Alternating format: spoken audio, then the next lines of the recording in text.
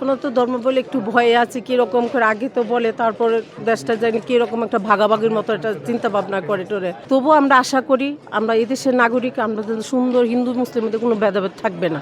আমরা সবাই হিন্দু মুসলিম সবই দেশ স্বাধীন করেছে, এই আশায় করি দেশটা যেন আমাদের সুন্দর পরিবেশ করে একটা ঘরে সুন্দর ঘর একটা দেশ গড়ে তুলুক, আমরা এই আশাটাই করি। আমি এই প্রথম দিলাম এরকম কোনো ভোটে, এই প্রথম দিলে এইতে প্রথম কেন্দ্রে গিয়ে বুঝতে পারি না যে এইরকম ভোট তো দেয়নি, এই প্রথম দিলাম। দীর্ঘদিন আগে ভোট দিয়েছি, কিন্তু আসলে কি সকালবেলা দিতে পরিবেশ থাকে, তারপরে তো কি হবে আমি জানি না, পরিবেশটা কীরকম দাঁড়ায় গিয়ে কে।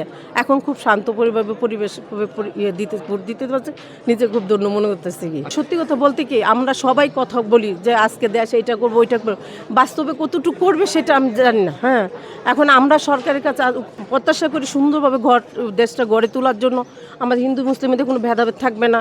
আমরা এই দেশে সবাই নাগরিক, আমরা সবাই হিন্দু মুসলিম বৌদ্ধ খ্রিস্টান সবাই দেশে প্রাণ দিয়েছে। তাই আমাদের কাছে সরকার কাছে অনুরোধ, এই অনুরোধ ওদের মাথায় যাতে না আসে যে আমরা হিন্দুদেরকে আমাদের মন্দির ভাঙবে এবং আমরা আসতে ভয় পেতেছি, তারপর আমাদের দেশের নাগরিক হিসাবে আমরা ভোট দিতে আসছি।